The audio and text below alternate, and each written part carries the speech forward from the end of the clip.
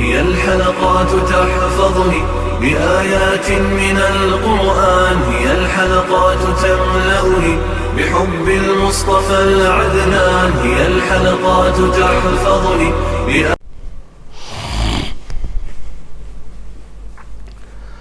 اعوذ باللہ من الشیطان الرجیم، بسم اللہ الرحمن الرحیم۔ ناظرین کرام، السلام علیکم ورحمۃ اللہ وبرکاتہ۔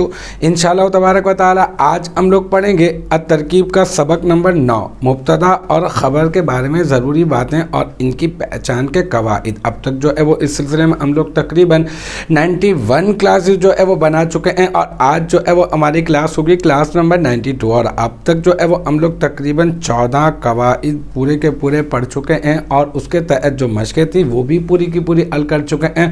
اور آج جو ہے ہم لوگ نئے قاعدے کا آغاز کر رہے ہیں، اور وہ نیا قاعدہ ہے قاعدہ نمبر 15۔ تو دیکھتے ہیں کہ قاعدہ نمبر 15 میں کیا ہے۔ دیکھیں، سب سے پہلے تو میں آپ کو ویسے ہی میں آپ کو کتاب کے حساب سے پڑھ کر بتا دیتا ہوں کہ اگر صفت یعنی اسم فاعل و مفعول و صفت مشبہ وغیرہ کے بعد صفت مشبہ، اگر صفت یعنی اس میں فاعل و مفعول و صفت مشبہ وغیرہ کے صیغہ واحد سے پہلے حرف استفہام آ جائے یا حرف نفی ہو، جیسے اقائم زید اور ما قائم زید، تو اس صورت میں دو طرح ترکیب کی جا سکتی ہے۔ کیا؟ نمبر 1، اسم کو مبتدا مؤخر اور صیغہ صفت کو خبر مقدم بنا دیں، صیغہ صفت کو مبتدا اور اسم کو خبر قرار دے دیں، اور اس دوسری صورت میں صیغہ صفت کو مبتدا کی قسم ثانی کہا جاتا ہے۔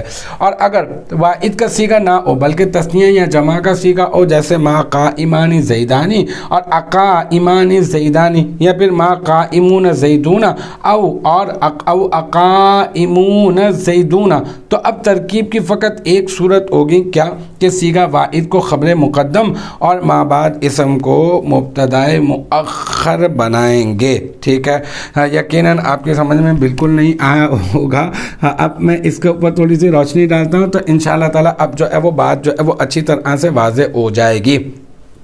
دیکھیں، اسی کے اوپر یہ رکھ کے بات کر لیتے ہیں، پھر میں مثال وہاں اتار دوں گا۔ یہ کہہ رہے ہیں اگر صفت، ٹھیک ہے، صفت کیا ہے؟ صفت کے صیغے، اس میں فاعل کا صیغہ صفت کا صیغہ کہلاتا ہے، جیسے قاتل قتل کرنے والا، صابر صبر کرنے والا، ہے نا؟ تو صبر کرنے والا جو ہوتا ہے یہ ایک صفت ہے، صبر کرنے والا ہونا، تو لہٰذا اب یہ صفت کے صیغے کہلاتے ہیں۔ اس میں مفعول، ٹھیک ہے، جیسے کہ جس کو مارا گیا ہو، پٹنے والا، ہے نا، مار کھانے والا، تو مفعول۔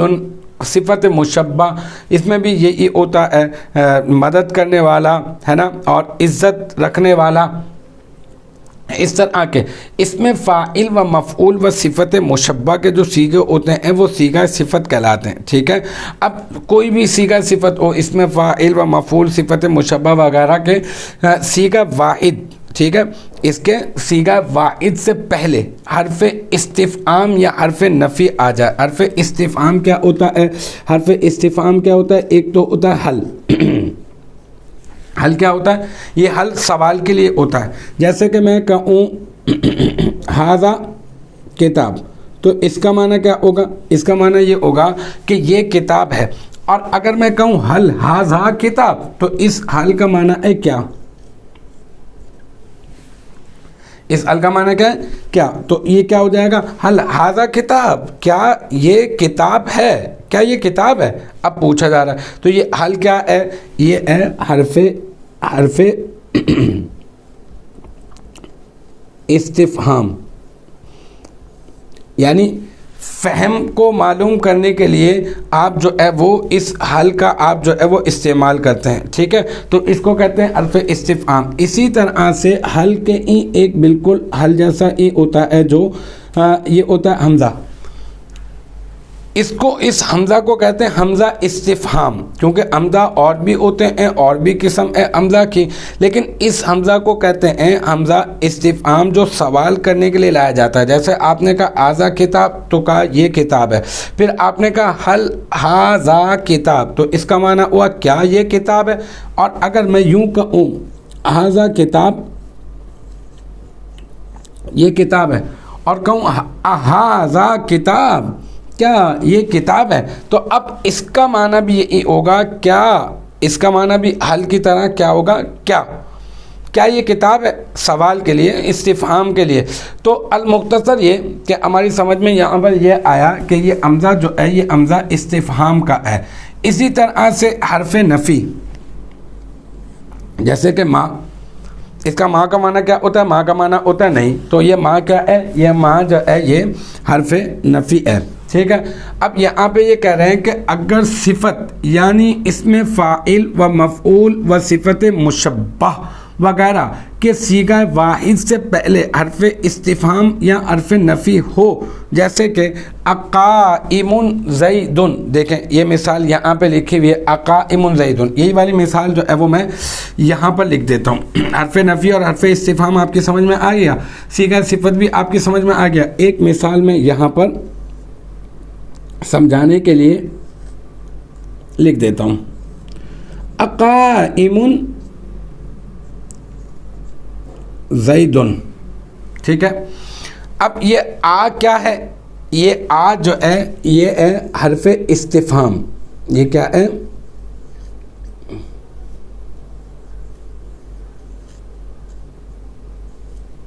حرف استفہام، اور یہ قائمن کیا ہے، یہ قائمن ہے صیغہ صفت، اور یہ زیدن کیا ہے، یہ زیدن جو ہے وہ اس میں علم ہے، معرفہ ہے، اور اس میں علم ہے۔ اب یہ کہہ رہے ہیں کہ اگر آپ کے پاس ایسا کرتے ہیں، حرف نفی کی بھی میں مثال یہاں پہ لکھ دیتا ہوں، ما قائم زیدن، قائم زیدن، کیا زید کھڑا ہے، ما قائم زیدن، زید نہیں کھڑا ہے۔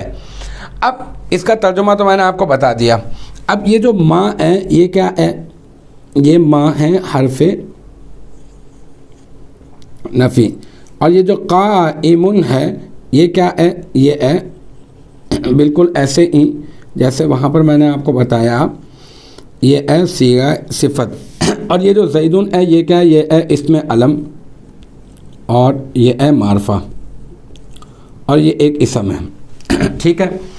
اب سچویشن یہ ہے، صورتحال یہ ہے کہ اگر صفت، یہ اس میں فاعل کا صیغہ ہے نا، یعنی اس میں فاعل و مفعول صفت مشبہ وغیرہ کے صیغہ واحد، یہ یاد رکھیے گا کہ یہ صیغہ واحد ہے، ابھی میں تثنیہ اور جمع کی بات نہیں کر رہا۔ اس کا تثنیہ بنتا ہے قائمانی، اور اس کا جو جمع بنتا ہے وہ بنتا ہے قائمون، تو ابھی میں قائمانی اور قائمون کی بات نہیں کر رہا ہوں، صرف اور صرف میں اس کی بات کر رہا ہوں، یہاں پہ صیغہ واحد کی میں بات کر رہا ہوں۔ تو اگر صفت یعنی اس میں فاعل و مفعول صفت مشبہ وغیرہ کے صیغہ واحد سے پہلے حرف استفہام، دیکھیں یہ صیغہ وہ ہے، صیغہ صفت ہے، اور اس سے پہلے حرف استفہام آ گیا، یہ صیغہ صفت ہے اور اس سے پہلے حرف نفی آ گیا، تو اب کیا ہوگا، جیسے انہوں نے کہا اقائم زیدن اور ما قائم زیدن، تو اس صورت میں دو طرح ترکیب کی جا سکتی ہے، اس صورت میں ترکیب کی دو صورتیں ہو سکتی ہیں۔ نمبر ایک، آپ ایسا کریں، اسم کو مبتدأ مؤخر بنا دیں، یہ جو اسم ہے نا، یہ جو اسم، یہ میں لکھا رہنے دیتا ہوں یہاں پر، اس کو آپ بنا دیں کیا، مبتدا بنا دیں، لیکن یہ مبتدا مؤخر بنا دیں۔ اب آپ کہیں گے مبتدا مؤخر کیا ہوتا ہے؟ مبتدا مؤخر وہ ہوتا ہے، ویسے تو مبتدا پہلے آتا ہے اور جو ہے نا وہ خبر بعد میں آتی ہے، لیکن کبھی کبھی ایسا بھی ہو سکتا ہے اس کے برعکس۔ یہ ہم لوگوں نے نحو الکبیر میں پڑھ لیا تھا ہم لوگوں نے، اور بھی نحو کی کتابوں میں آپ نے دیکھا ہوگا، یہ قاعدہ آپ کو مل جائے گا، اتنا مشکل نہیں ہے۔ کیا کہ مبتدا پہلے ہوتا ہے، خبر بعد میں ہوتی ہے، لیکن کبھی کبھی ایسا ہوتا ہے کہ خبر جو ہے وہ پہلے آ جاتی ہے اور مبتدا بعد میں آ جاتا ہے، تو پھر ایسی صورت میں جو مبتدا پہلے نہیں بلکہ بعد میں آ جاتا ہے تو اس مبتدا کو کہتے ہیں مبتدا مؤخر، اور جو خبر بعد میں نہیں پہلے آ جاتی ہے تو اس خبر کو کہتے ہیں خبر مقدم. ٹھیک ہے. اسی طرح سے بالکل سیم ایز اٹ از یہاں پر بھی آپ کیا کریں, آپ اس کو مبتدا مؤخر بنا دیں, مبتدا مؤخر, اور اس کو جو ہے وہ آپ بنا دیں, اس کو قائم کو آپ بنا دیں خبر مقدم. اب آپ کے پاس دو آپشنس ہیں یہ ان کے قاعدے کے مطابق. جو پہلا والا جو ہے جو آپشن ہے وہ یہ ہے کہ اس کی دو طرح سے دیکھیں, یہ قاعدے میں کہہ رہے ہیں نا کہ دو طرح سے ترکیبیں جو ہے وہ اس کی جا سکتی ہیں کہ آپ کیا کریں, اسم کو مبتدا مؤخر, اس اسم کو آپ نے مبتدا مؤخر بنایا اور اس قائم کو آپ نے خبر مقدم بنایا, پھر مبتدا مؤخر اپنی خبر مقدم سے مل کر جملہ اسمیہ خبریہ ہو گیا. یہاں پر بھی آپ نے اس کو مبتدا مؤخر بنایا اور آپ نے اس کو خبر مقدم بنایا, اور پھر مبتدا مؤخر اپنی خبر مقدم سے مل کر کیا ہو گیا, جملہ اسمیہ خبریہ.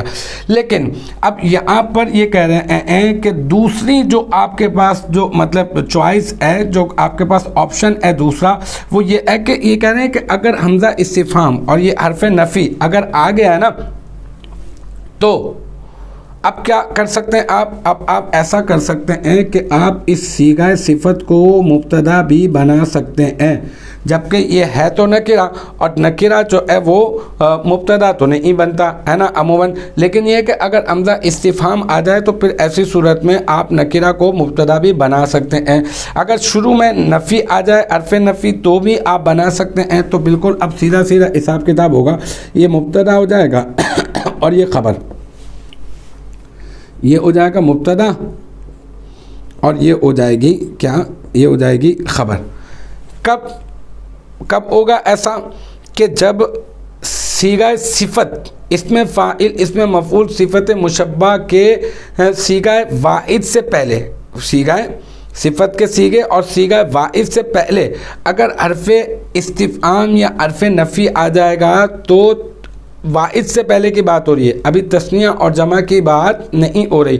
اگر آ جائے گا تو کیا کریں گے, ہم ایسا کریں گے کہ ہمارے پاس دو آپشن ہیں کہ ہم ایسا کریں کہ وہ جو اسم ہے نا اس کے بعد اس اسم کو ہم مبتدا مؤخر بنا دیں, اور یہ جو صیغہ صفت ہے نا اس صیغہ صفت کو ہم خبر مقدم بنا دیں. لیکن اور دوسرا آپشن یہ ہے ہمارے پاس کہ ہم ڈائریکٹ جو ہے نا اس صیغہ صفت کو ہی مبتدا بنا دیں. یہ میں زیادہ زور اس وجہ سے دے رہا ہوں کہ اگلی والی بات جو ہوگی تو کہیں ایسا نہ ہو کہ یہ والی بات جو ہے وہ آپ کے ذہن سے نکل جائے. اب اگلی والی جو بات ہے وہ کیا ہے, وہ یہ ہے دیکھیں یہاں پر تو ہم نے بات کی کس کی, ہم نے بات کی واحد کی, صیغہ واحد کی ہم نے بات کی. اب ہم لوگ صیغہ واحد کی بات نہیں کریں گے, اب ہم لوگ بات کر رہے ہیں صیغہ جمع کی.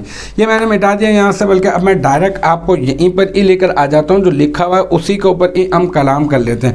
اگر واحد کا صیغہ نہ ہو, واحد کا صیغہ ہو تو وہ میں نے آپ کو کنڈیشن بتا دی یہاں لکھ کر.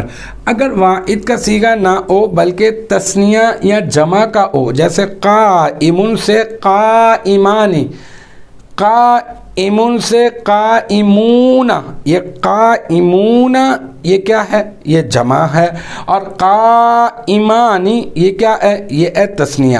اب واحد کی بات نہیں ہو رہی. اب یہ کہہ رہے ہیں کہ اگر صیغہ صفت کے تثنیہ, صفت کے صیغے, اس میں فاعل, اس میں مفعول کے واحد کے علاوہ تثنیہ یا جمع میں, یہ تثنیہ یہ جمع, قائمانی قائمون, اگر اس سے پہلے حرف نفی یا پھر حرف استفہام آ جائے تو پھر اب کیا آپشن ہوگا اور کیا چینجنگ ہوگی واحد اور تثنیہ اور جمع میں. تو کہہ رہے ہیں کہ اب ترکیب کی فقط ایک ہی صورت ہوگی, اس میں تو دو آپشن سے آپ کے پاس کہ آپ یا تو اسم کو مبتدا مؤخر بنا دیں ہے نا, اور صیغہ صفت کو خبر مقدم, یا پھر صیغہ صفت کو مبتدا اور اسم کو خبر ڈائریکٹ کر دیں.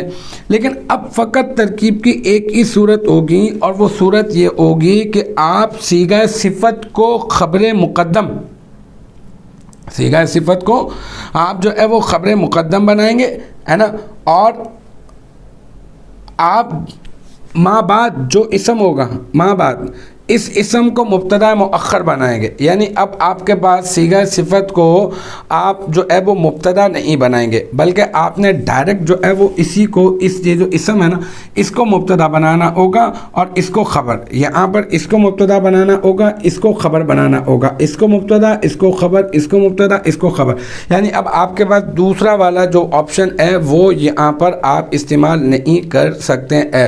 تو یہ واحد اور تثنیہ اور جمع کے اندر یہ فرق ہو جائے گا، اور یہ ہمارا قاعدہ نمبر 15 جو ہے وہ اسی کے متعلق تھا جو اپنے اختتام کو پہنچا، اور مجھے امید ہے کہ یہاں تک کی جو بات ہے وہ آپ کی سمجھ میں آ گئی ہوگی۔ اب اس کے تحت جو مشق ہے انشاءاللہ تعالی ہم لوگ وہ کریں گے، اور مثالیں جو دی گئی ہیں وہ پوری کی پوری حل ہیں، تو اس کو کرنے کی اتنی کوئی خاص ضرورت نہیں ہے۔ ہاں جو مشق جو دی گئی ہے انشاءاللہ تعالی ہم لوگ اس کا آغاز کریں گے، تو مجھے امید ہے کہ یہاں تک کی جو بات ہے وہ آپ کی سمجھ میں آ گئی ہوگی۔ انشاءاللہ تبارک و تعالی نیکسٹ ٹائم اگلی ویڈیو اگلی کلاس کے ساتھ ملاقات ہوگی۔